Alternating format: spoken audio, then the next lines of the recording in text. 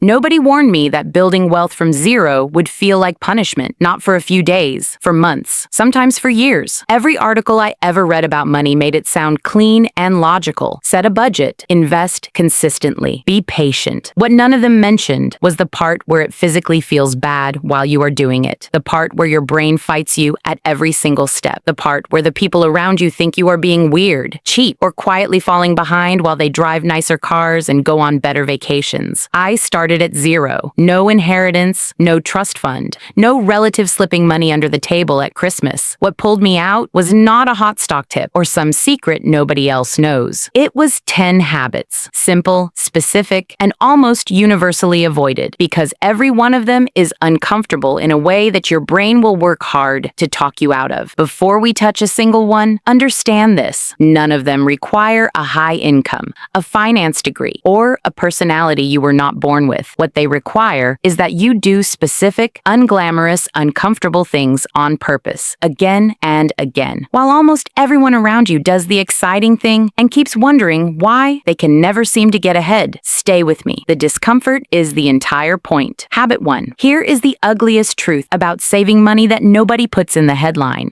Willpower is a terrible savings plan. You promise yourself you will save whatever is left at the end of the month. And at the end of the month, there is never anything left. There is always a dinner out, a thing you suddenly decided you needed, a sale that felt too good to pass up, a friend's birthday that turned into an expensive weekend. The problem was never your discipline. The problem was that you left yourself in charge of the decision at the exact moment you were weakest, when the money was sitting right there in your account, warm and available, begging to be spent. So you remove yourself from that decision entirely. On the day your paycheck lands, a fixed amount moves automatically into a low-cost index fund before your eyes ever see it, before the spending part of your brain has a chance to wake up and object. You never vote on it. You never negotiate with yourself about it. It is simply gone, working, before you knew it arrived. Meet someone like Marcus. Ordinary job, modest salary. He sets up an automatic transfer of $400 every single payday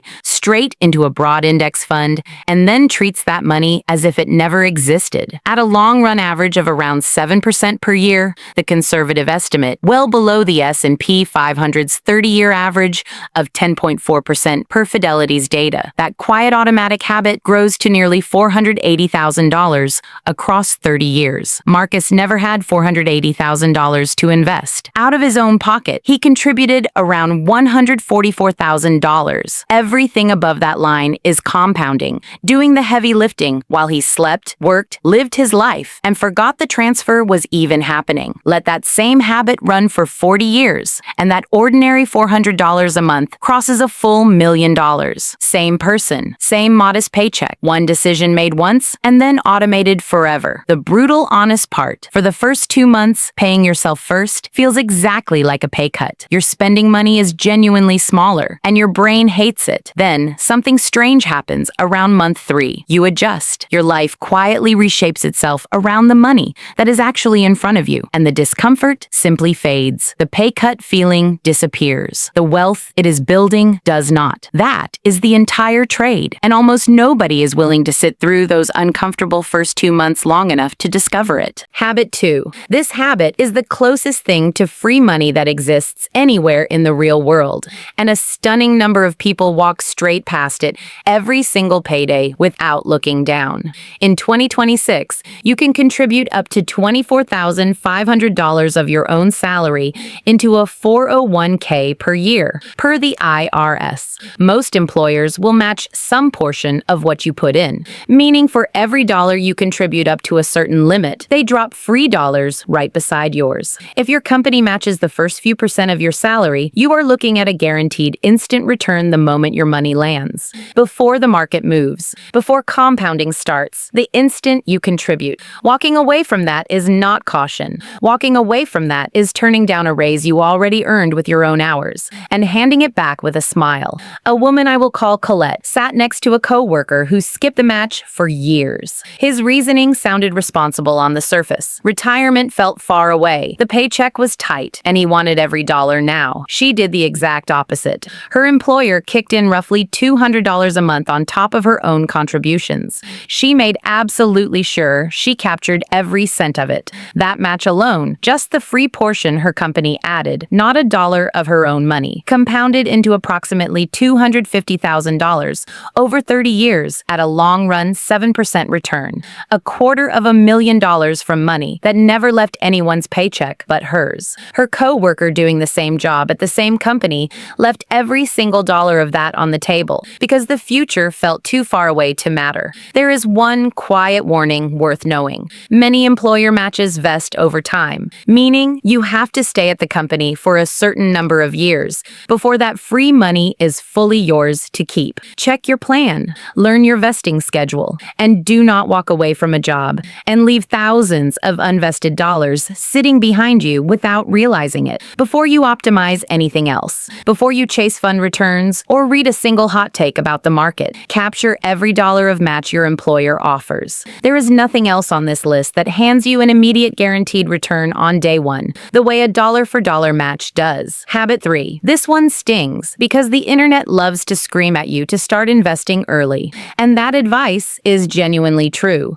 with one enormous, expensive exception sitting right in front of it that almost nobody says loudly enough. If you are carrying a balance on a credit card, you are already in a race, and your opponent never sleeps, never takes a day off, never shows mercy, and never sends you a dramatic bill you can react to. It just slips a little more onto your balance every single morning, a few dollars at a time, small enough that you stop noticing it entirely. The average credit card APR for accounts carrying balances is 22.15% as of Q2 2026 per Federal Reserve data. New card offers are running at 22.21% according to Wallet Hub.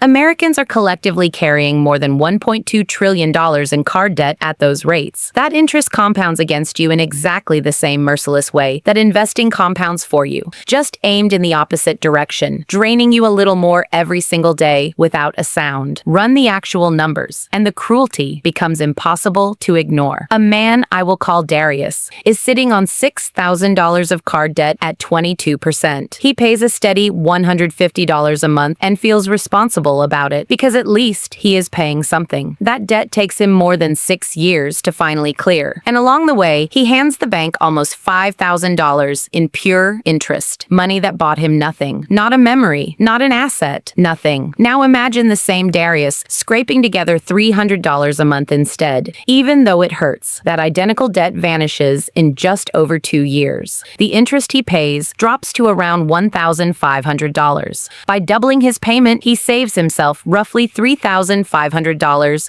and 4 years of his life chained to that balance. Here is why this has to come before investing. Paying off a card, charging 22% is the mathematical equivalent of earning a guaranteed 22% return on your money with zero risk and zero uncertainty. No stock, no index fund, no clever strategy reliably delivers that year after year. So while it feels backwards to pause investing in order to attack debt, the numbers are not whispering. They are screaming. Clear the high-interest debt first. Throw every spare dollar at the highest rate card while paying minimums on the rest. And watch the balance fall. The relief you feel when the last one hits zero is something no purchase has ever come close to matching. And the money you were bleeding in interest quietly becomes money you finally get to keep. Habit 4. Nobody has ever bragged about a savings account at a party. There is no chart climbing up and to the right, no story worth telling, no screenshot to post. And it is the single thing standing between you and watching every other habit on this list collapse the first time life decides to punch you in the face, which it will, on a timeline entirely outside your control. Without a cash cushion, one transmission failure or one surprise medical bill forces you straight into the worst possible move, selling your investments at exactly the wrong moment, or reaching for a credit card and quietly undoing all the work you just did in habit 3. What you are building is roughly 3 to 6 months of your real necessary expenses, sitting in a high-yield savings account where it earns something meaningful while it waits. And in 2026, 6, that actually matters in a way it has not for years. The strongest high-yield savings accounts right now, Marcus by Goldman Sachs, Ally, SoFi, are paying between 4.0% and 4.5% APY. The national average savings rate at traditional banks sits at 0.38% per FDIC data. Many of the biggest banks in the country pay 0.01%, a number so small it is effectively an insult. A woman I will call Mara keeps $21,000 in a high-yield account, earning 4%. That cushion generates more than $840 a year purely for existing. Park the exact same money in a typical big bank savings account, and it earns around $80. Same cash, same instant access, same federal FDIC protection, 10 times the return for the simple act of choosing the right account. The brutal lesson here is patience. You build this boring pile first, before the fun investing starts, because this is the thing that lets you stay invested through every market storm without panic selling. The emergency fund is not the opposite of building wealth. It is the floor that keeps everything else standing when life does what life does. How big should it be? If your income is steady, 3 months of expenses may be enough. If you freelance, work on commission, or carry the household on a single paycheck, push towards 6 months or more. This money has exactly one job: to be boring, safe, and instantly available on the worst day of your year. Habit 5. This is the silent killer of the entire list, and it is so dangerous because it dresses itself up as success. You earn a raise, and within a single month, that bigger paycheck has quietly grown a bigger apartment, a newer car payment, a slightly better version of everything you already owned. The extra money never once reaches your future because your present swallowed it the instant it arrived. You walk around genuinely feeling like you are doing better, and your net worth has not moved a single inch. That is the trap. It feels like progress while it functions like a treadmill, and you can run on it for decades without ever getting anywhere. The habit that breaks the cycle is simple to say and genuinely uncomfortable to live. When your income goes up, your spending stays flat. The entire difference gets invested before it can attach itself to some new monthly bill that feels normal within 60 days. A man I will call Andre landed a raise worth about $800 a month. Someone in his position would normally absorb the whole thing into a nicer lifestyle without a second thought. He let himself enjoy half, a real reward he could actually feel, and he automatically invested the other $400 before it could disappear into the lifestyle it never belonged to. That single redirected $400 a month grows into more than $320,000 over 25 years at a long-run 7% return. His co-workers spent their raises on cars that lost a chunk of their value the moment they rolled off the lot, on apartments that impressed visitors for an evening, on upgrades that felt amazing for exactly 1 week and then became the new normal they could no longer feel at all. Andre turned his raise into a small, quiet fortune, and the fact that it was completely invisible to everyone around him is precisely why it survived. You cannot envy, copy, or pressure someone out of wealth you never knew they had. The discipline of living exactly the same while your income quietly grows is one of the most unglamorous, most unsexy, most quietly powerful moves available to any ordinary person at any income level, and almost nobody does it, which is exactly why it works. Habit 6. Everybody secretly wants to be the person who spotted the one stock that exploded before anyone else did. The hot tip from a coworker. The company everyone at work is suddenly buzzing about. The trade that turns a little money into a life-changing amount overnight while you sleep. It is a genuinely thrilling story. And the unglamorous reality is that consistently beating the broad market is brutally hard, even for full-time professionals with teams of analysts, decades of experience, and every data advantage money can buy. The research is not subtle on this point. Over a 20-year period, more than 90% of actively managed funds underperform their benchmark index. More than 90%. Every time you chase one of those stories, you pay for it. In fees, in taxes triggered by trading, in bad timing. And those costs hide so quietly that you barely notice them leaving. Until you look at where the number should have been. A simple, low-cost fund that owns the entire market lets you ride the whole thing upward without betting your future on a single guess or a single story that could go wrong. Let the math make it concrete. A woman, I will call Priscilla, starts with $10,000 and adds $500 a month for 30 years, riding a broad index fund at 7% per year. She lands near $685,000. Her friend has identical discipline, same starting amount, same $500 a month, same 30 years. But she chases active picks and high-fee funds that quietly drag her returns down by about 2% every single year. That small-sounding 2% leak means her friend ends with roughly $460,000 instead. The gap between them is more than $225,000. Invisible, paid out in tiny slices year after year, never once showing up as a single bill she could see and react to. If these first 6 habits have already started to change the way you see your own money, subscribe now, because this is exactly what we do here every single week.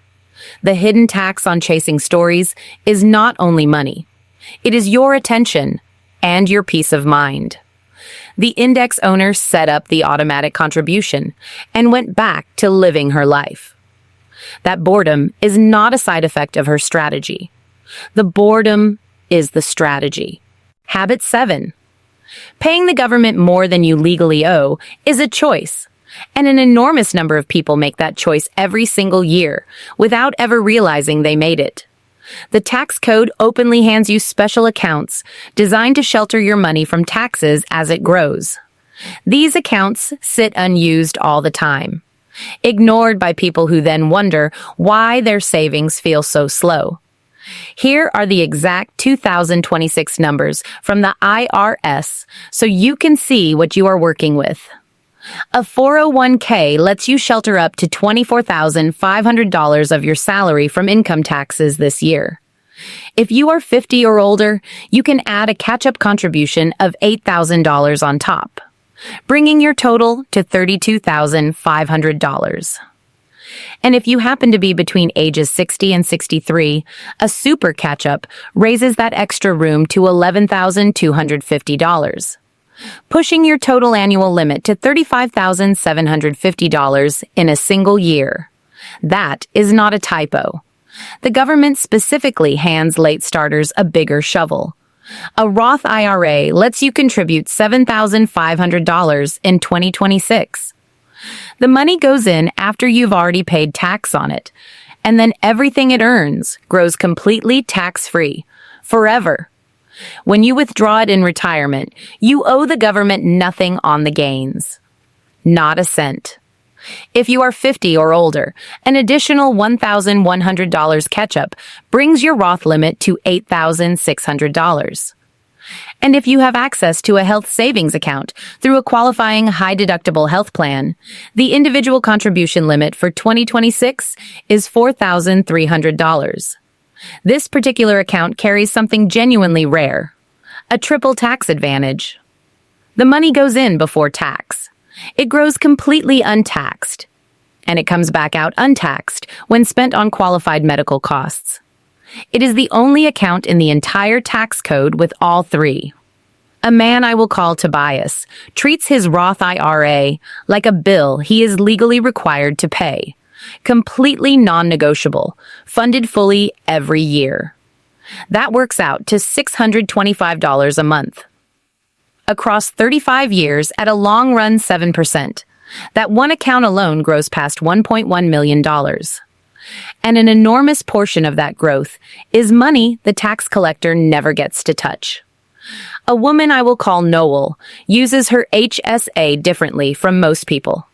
Rather than spending it down on small medical costs, she pays those out of pocket and lets the HSA quietly build into a second retirement fund, hiding in plain sight. Same dollars going in. Wildly different outcomes coming out. The order matters. Grab the full employer match first.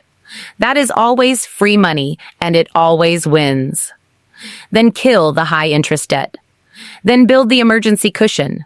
Then fill the tax-protected accounts, Roth IRA and HSA, until you have used every dollar the rules allow. Only after all of that does a regular taxable brokerage account come into play. Doing it in the wrong order is one of the most common and most expensive quiet mistakes in personal finance. And almost no one ever sees the bill, because the cost shows up as taxes they were simply never required to pay. Habit 8. This is the habit I genuinely wish someone had grabbed me by the shoulders and screamed about years earlier, because the cost of waiting is almost impossible to believe until you watch it laid out side by side. Time is the single ingredient you can never buy back at any price. It quietly does more of the work than the size of your contributions ever will. And people keep telling themselves they will start once they earn a little more. Once the debt is finally cleared. Once life settles down and the timing feels right. Life never fully settles down. The timing never feels perfectly right. And while you wait for that imaginary moment, the window that actually mattered keeps sliding shut quietly behind you. Compare two people and let the gap do the talking. Vance invests $300 a month from age 25 to 35, just 10 years, and then stops completely. Never adds another dollar for the rest of his working life. He contributed $36,000 in total and then walked away and let it sit. Della waits until she is 35 to begin, then invests that same $300 a month faithfully all the way to 65. A full 30 years without missing a single month. She contributed $108,000 out of her own pocket. 3 times as much money as Vance ever put in. And yet, when they both reach retirement, Vance is sitting on nearly $400,000, while Della has around $365,000. Sit with how brutally unfair that feels. The person who invested for only 10 years, put in a third of the money, and stopped decades ago, still finished ahead. Purely and entirely because his money had a decade more time to compound on itself. Those early years are worth so much more than the later ones that they bend the entire outcome. What is really happening underneath that example is the part no one feels in the moment. Every dollar Vance invested in his mid-20s spent 40 years growing. In the final stretch, his gains were earning gains on top of gains, a curve that bends sharply and dramatically upward right near the end. Della's later dollars never got that runway. They spent their whole lives still climbing the slow, flat part of the curve when retirement arrived.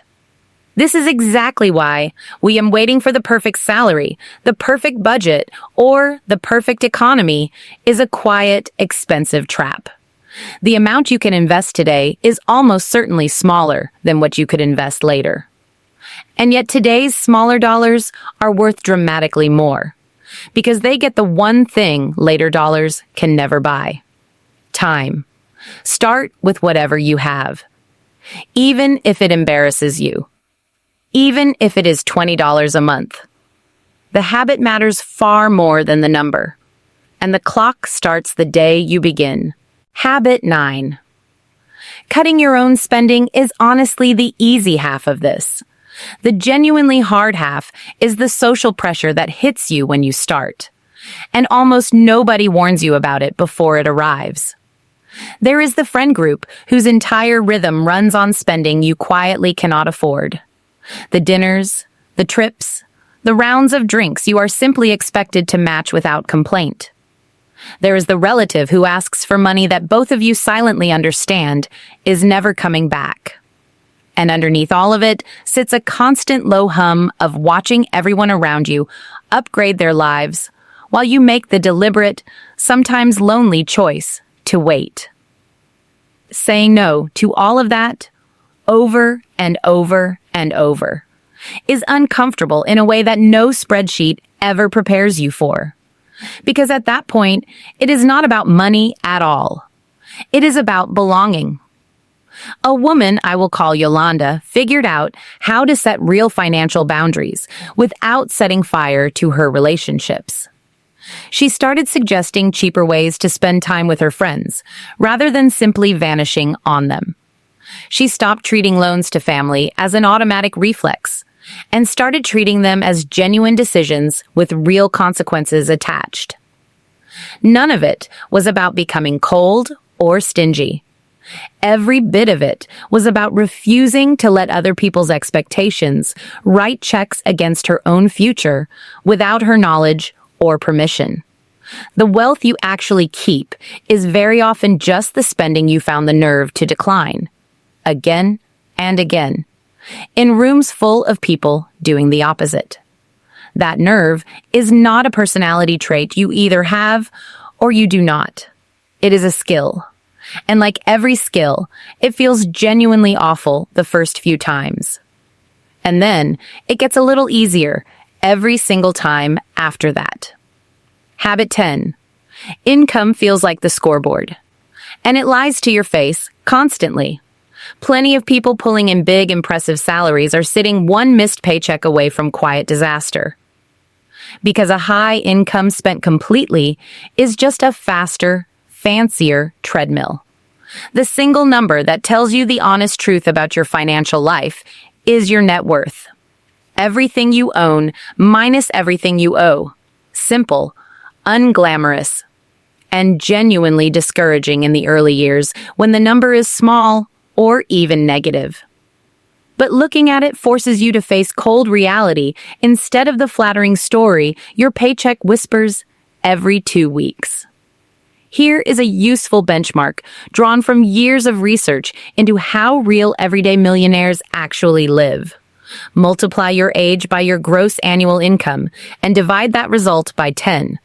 That is roughly where a steady, serious wealth builder should be standing at your age.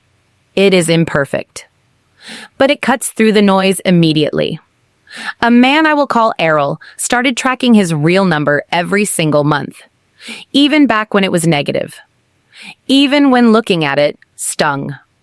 He watched that one figure slowly climb, and something happened that no budget had ever managed to produce. It turned every habit on this list into a visible, almost addictive game, where each good decision nudged the number upward, and he could see it happen in real time. His income barely changed across those years. His net worth changed everything about his life. The research behind that benchmark uncovered something most people find genuinely surprising.